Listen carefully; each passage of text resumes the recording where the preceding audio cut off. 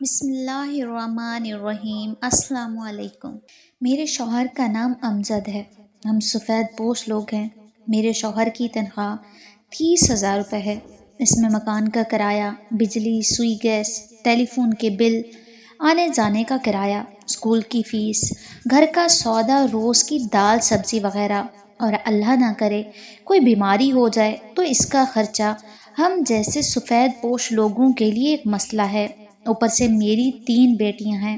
اللہ کی نظر میں بیٹیاں رحمت ہوتی ہیں، مگر زحمت جب بنتی ہیں جب ان کو پڑھاؤ لکھاؤ اور شادی کا لمبا جہیز دو، مگر قسمت نہیں دے سکتے۔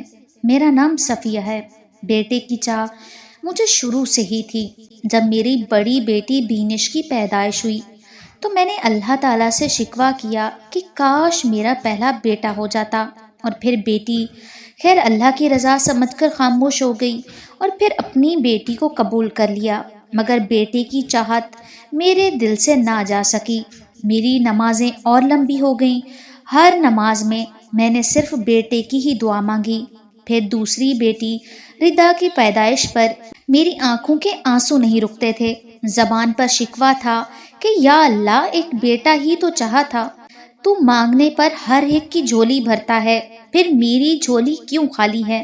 خیر اولاد تھی، قبول کر لیا، مگر تیسری بیٹی معروف کی پیدائش پر حیران ہوئی، کیونکہ خدا نے میری دعا قبول نہیں کی اور 3 بیٹیاں عطا فرما دیں۔ شاید میری دعا میں وہ سلیقہ نہیں، وہ تڑپ نہیں، وہ جنون نہیں جو مجھے ایک بیٹے کا فخر دے سکے۔ اب میرے شوہر نے فیصلہ کر لیا تھا کہ اب ہم مزید اولاد پیدا نہیں کر سکتے۔ ان تینوں کی پرورش اچھی کر لیں تو خدا کے آگے سرخرو ہو جائیں گے۔ اب اللہ سے یہ دعا مانگو کہ ان تینوں کا نصیب اچھا کرے۔ بیٹی کی خواہش ختم کر دو اور دعا کرو کہ اللہ ہمیں اچھے داماد عطا کرے، وہی ہمارے بیٹے ہوں گے۔ میں اپنے شوہر کو دیکھنے لگی، کیا واقعی بیٹا ہمارے نصیب میں نہیں؟ اور اس بات کی کیا گارنٹی ہے کہ اگر اس بار میں نے ضد کی اور بیٹی پیدا ہو گئی تب کیا ہوگا؟ آج کل کے زمانے میں 1 یا 2 بچوں کی پرورش کرنا مشکل ہے، پھر میری تو 3 بیٹیوں کا ساتھ تھا۔ میرے شوہر جتنا کماتے اتنا ہی خرچ ہو جاتا، کچھ بھی نہیں بچتا تھا۔ میں سوچتی کہ بچیوں کی شادیاں کیسے کروں گی؟ کیا ساری زندگی میرے شوہر محنت کرتے رہیں گے؟ انہیں کبھی آرام نہیں ملے گا۔ اگر آمدنی کا اچھا ذریعہ ہوتا تو میں کچھ پیسے بچا بھی لیتی یا کبھی پالیسی وغیرہ لے لیتی، مگر کوئی آمدنی کا ذریعہ نہیں تھا۔ ہمارے حالات بہت خراب تھے، اوپر سے بیٹے کی چاہ میرے دل سے ختم نہیں ہوئی تھی۔ کسی کی گود میں بیٹا دیکھتی تو خواہش اور بڑھ جاتی کہ کاش میرا بھی ایک بیٹا ہوتا، مگر میں اپنے آنسو پی کر رہ جاتی۔ خدا کی رضا میں راضی تھی، مگر خوش نہیں تھی۔ میری دونوں بڑی بیٹیوں کی اسکول میں گرمیوں کی چھٹیاں ہو گئیں۔ وہ اپنے پاپا سے ضد کر رہی تھیں کہ پارک جانا ہے، مگر وہ اپنی روٹین والے پارک میں نہیں جانا چاہتی تھیں۔ وہ کسی دوسرے پارک میں جانے کی ضد کر رہی تھیں۔ پارک تو بہت سارے تھے، مگر تھوڑا دور دور تھے۔ دوسرے پارک میں جانے کے لیے کرائے کی ضرورت تھی، اور فالتو پیسہ خرچ کرنا ہمارے بس میں نہیں تھا۔ مگر آج بچوں کی ضد نے ہمیں مجبور کر دیا کہ ہم کسی بڑے دوسرے پارک میں چلے ہی جائیں۔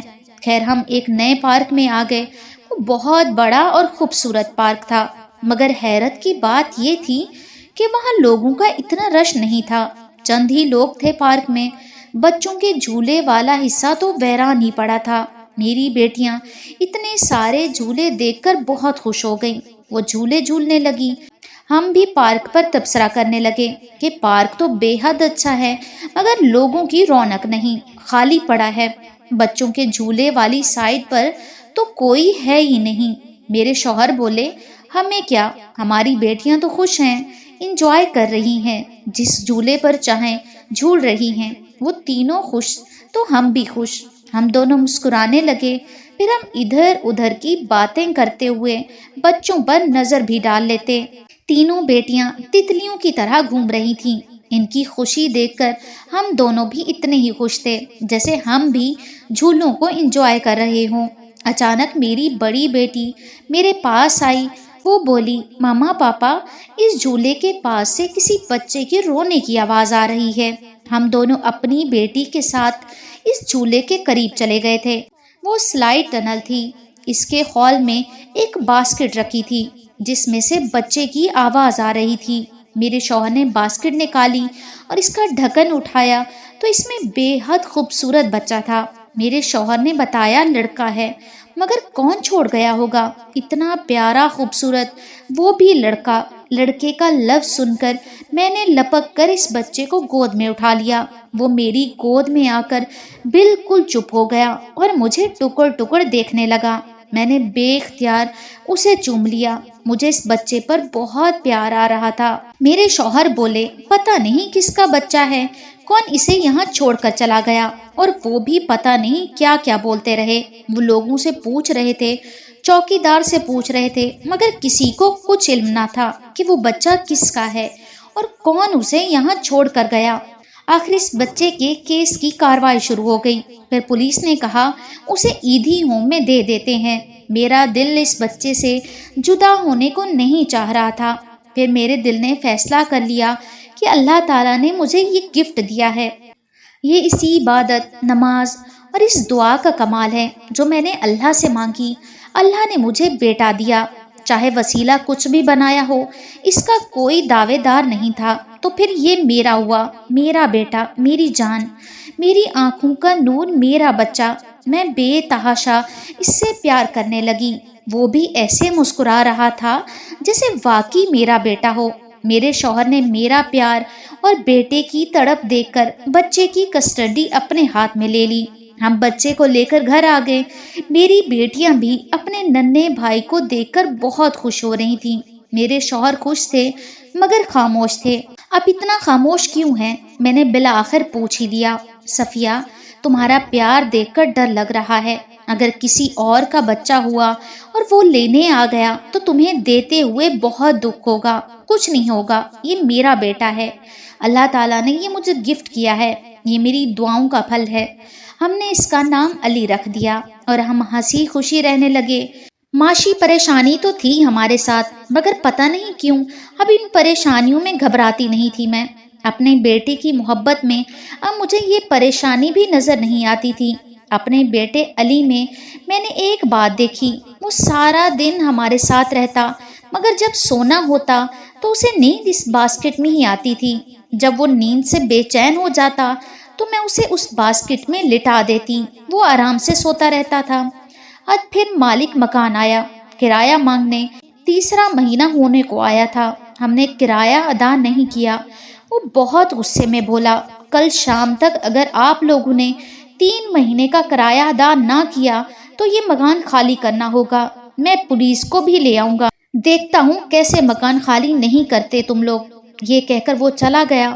میں پریشان تھی کہ اب کیا ہوگا۔ اس مہینے ہمیں علی، ہمارا بیٹا، مل گیا تھا۔ اسی وجہ سے اس کے کپڑے، دودھ وغیرہ پر کافی خرچ ہو گیا تھا۔ 5,000 رکھے تھے میں نے، مگر مکان 10,000 کرائے پر تھا۔ اوپر سے 3 مہینے کا کرائے کا مطلب 30,000 روپے کہاں سے آئیں گے؟ 30,000 روپے کا کیا ہوگا؟ میں اسی فکر میں تھی کہ میرا شوہر بھی آ گیا۔ میرا اداس پریشان چہرہ دیکھ کر پوچھا، کیا ہوا تمہیں؟ میں نے تمام بات بتائی تو وہ بھی پریشان ہو گئے۔ اب 30,000 روپے کہاں سے آئیں گے؟ میرے شوہر نے غصے میں کہا، میں نے تمہیں اس مہینے کا کرایہ دیا تو تھا کہ مالک مکان کو دے دینا، مگر تم سنتی کہاں ہو؟ بیکار فضول خرچی کرتی رہتی ہو۔ آپ کیسی باتیں کر رہے ہیں؟ وہ پیسے ہم نے اپنے بیٹے علی پر خرچ کیے ہیں۔ اس وقت علی زور زور سے رونے لگا۔ میں تڑپ کر علی کے پاس گئی، باسکٹ سے علی کو نکال کر گود میں اٹھا لیا تو میری نظر باسکٹ کے اندر گئی۔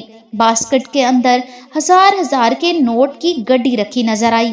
میں نے اپنے شوہر کو آواز دی اور انہیں دکھائی۔ بچہ ہمارے پاس آئے 15 دن سے زیادہ ہو گئے تھے۔ روز باسکٹ کی صفائی کرتی تھی، کبھی کچھ نظر نہیں آیا۔ آج ہزار کے نوٹ کی گڈی رکھی ہوئی تھی۔ میرے شوہر نے اسے نکال کر گنتی کی تو پورے 1,00,000 روپے تھے۔ ہم دونوں حیران تھے۔ دوسرے دن مالک مکان کو 30,000 کا کرایہ دے کر بھی 70,000 ہمارے پاس بچ گئے تھے۔ یہ خواب تھا یا حقیقت؟ میں نے علی کو اٹھا کر پیار کرنا شروع کر دیا۔ میرے بیٹے، تم کتنے چھوٹے سے ہو مگر تم نے ہماری پریشانی حل کر دی۔ میرے شوہر بولے، یہ تو سوچو کہ یہ پیسے ٹوکری میں کہاں سے آئے، کہیں یہ بچہ جن تو نہیں؟ آپ بہت خراب ہیں، ایک تو میرے بیٹے نے آپ کی پریشانی حل کر دی اور اوپر سے آپ اسے جن کہہ رہے ہیں۔ وہ خاموشی سے علی کو دیکھے جا رہے تھے۔ پھر ہم نے ان پیسوں سے ریفریجریٹر اور واشنگ مشین خرید لی، کیونکہ گرمیوں کے دن تھے اور ٹھنڈے پانی کے بغیر نہیں رہا جاتا تھا، اور ہاتھ سے کپڑے دھو دھو کر میرے ہاتھ دکھ جاتے تھے۔ اور پھر تو جیسے پیسوں کا سلسلہ شروع ہو گیا اور ہمارا گھر چیزوں سے بھرنے لگا۔ اب ہم ایک پرسکون زندگی بسر کر رہے تھے۔ میں نے اپنا ہر مسئلہ اپنے بیٹے علی کو بتانا شروع کر دیا۔ میرے شوہر چپ اور خاموش رہنے لگے، بس وہ کبھی کبھی علی کو بڑی حیرانگی سے دیکھنے لگتے تھے۔ ہمیں برابر ٹوکری سے پیسے بھی مل رہے تھے۔ آخر ہمارے پاس اتنی رقم ہو گئی کہ ہم نے کاروبار شروع کر دیا، اور اللہ نے اس کاروبار میں اتنی برکت کی کہ وہ ترقی کرتا رہا۔ پھر ہم نے بہت اچھی لوکیشن پر گھر خرید لیا، گاڑی بھی تھی، نوکر چاکر سب کچھ تھا، بچے اچھے اسکول میں پڑھ رہے تھے۔ اب میرا بیٹا علی بھی اسکول جانے لگا تھا۔ اب وہ بڑا ہو گیا تھا، ٹوکری میں نہیں سو سکتا تھا، مگر جب تک باسکٹ اس کے برابر نہ ہو، اس پر علی کا ہاتھ نہ ہو، علی کو نیند نہیں آتی تھی۔ تینوں بہنوں کی آنکھوں کا تارا اور میری جان تھا علی، وہ بھی بہنوں کا دیوانہ تھا۔ وقت ہنسی خوشی گزر رہا تھا کہ اچانک میرا اور میرے شوہر کا ایکسیڈنٹ ہو گیا۔ میرے شوہر موقع پر ہی ہلاک ہو گئے، اور وہ مجھے اور اپنے چاروں بچوں کو چھوڑ کر اللہ میاں کے پاس چلے گئے۔ مجھے بھی بہت زیادہ چوٹیں آئیں، مگر سب سے بڑا نقصان میرا یہ ہوا کہ میری زبان کٹ گئی اور میں عمر بھر کے لیے بولنے سے محروم ہو گئی۔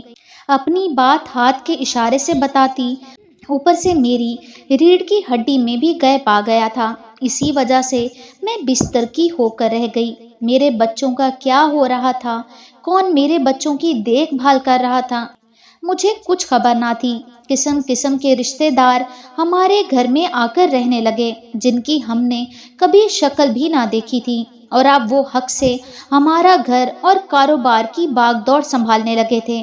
میرے بچے پریشان اور خوف زدہ تھے۔ علی 4 سال کا اور میری سب سے بڑی بیٹی 9 برس کی تھی۔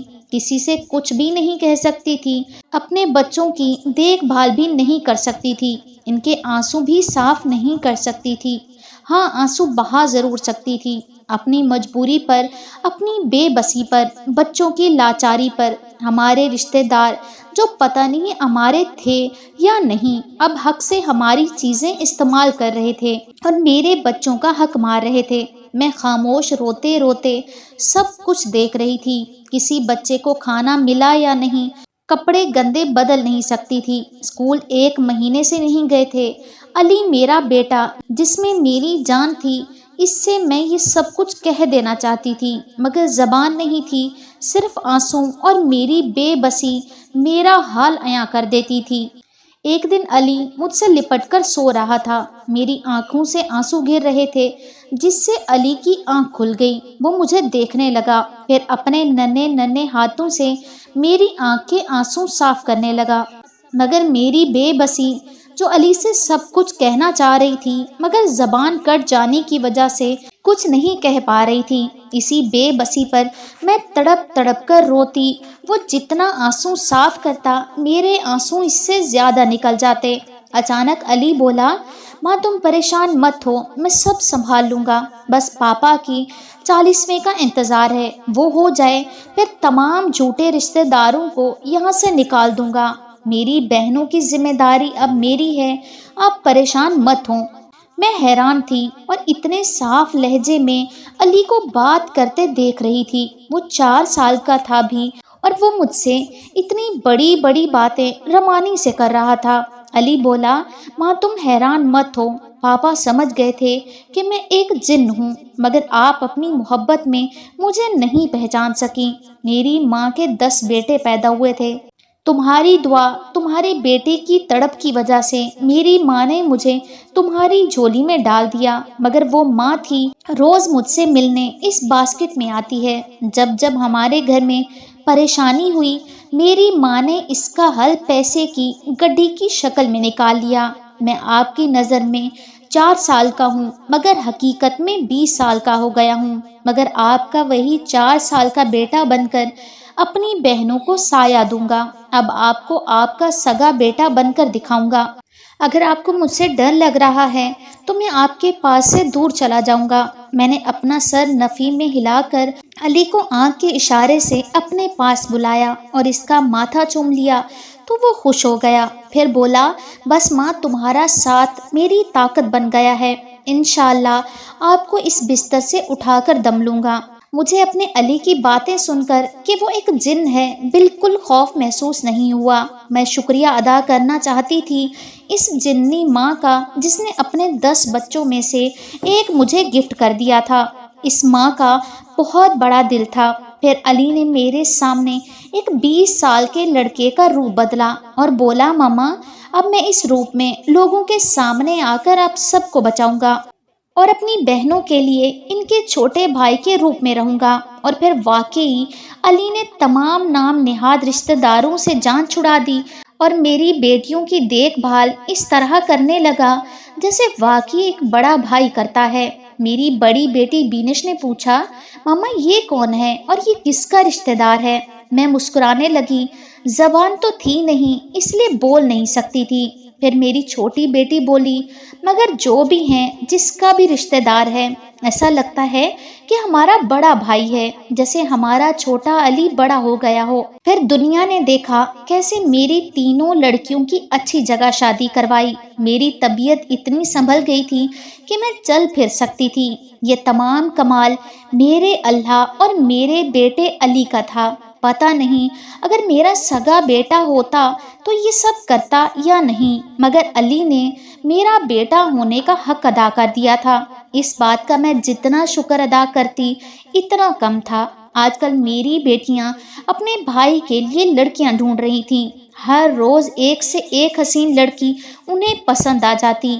علی میرے پاس آیا اور بولا، ماما، اب وقت آ گیا ہے آپ سے اور اپنی بہنوں سے دور جانے کا، کیونکہ وہ میری شادی کے لیے لڑکیاں دیکھ رہی ہیں۔ آپ کو پتہ ہے کہ میں ایک جن ہوں اور میں یہ شادی نہیں کر سکتا۔ میں نے علی کو کاغذ پر لکھ کر دیا، علی بیٹا، تم کسی جنی سے شادی کر لو اور بہو بنا کر ہمارے گھر لے آؤ۔ میں نے اسے کہا تو وہ بولا، نہیں ماما، اس دنیا میں وہ نہیں رہ سکے گی۔ آپ میری بہنوں سے کہہ دیجئے گا کہ میں ملک سے باہر چلا گیا ہوں اور وہیں شادی وغیرہ کر لی ہے، مگر ہاں، میں آپ کے پاس ملنے آتا رہوں گا، اپنی بیوی اور بچوں سے بھی ملوا دوں گا، مگر وعدہ نہیں کر سکتا۔ پھر علی ہم سے دور چلا گیا اور وہ اب مجھ سے ملنے آتا ہے۔ اس نے اپنی بیوی اور بچوں سے بھی مجھے ملوایا ہے۔ میری آپ لوگوں سے اتنی عرض ہے کہ دعا ہمیشہ مانگتے رہنا چاہیے۔ خدا کسی نہ کسی صورت میں ہماری دعا ضرور قبول کرتا ہے۔ یہ میری دعاؤں کا ہی اثر تھا کہ اللہ تعالیٰ نے مجھے علی کی صورت میں اتنا اچھا بیٹا عطا کیا تھا۔ اللہ تعالیٰ کی اس نعمت کا میں جتنا شکر ادا کروں کم ہے۔ ہر دم میرے لبوں سے یہی دعا نکلتی ہے، اللہ تعالیٰ علی کو ہمیشہ سلامت رکھے، آمین۔ مجھے امید ہے کہ آپ کو ہماری آج کی کہانی پسند آئی ہوگی۔ اگلی کہانی تک اجازت دیجیے۔ اللہ حافظ۔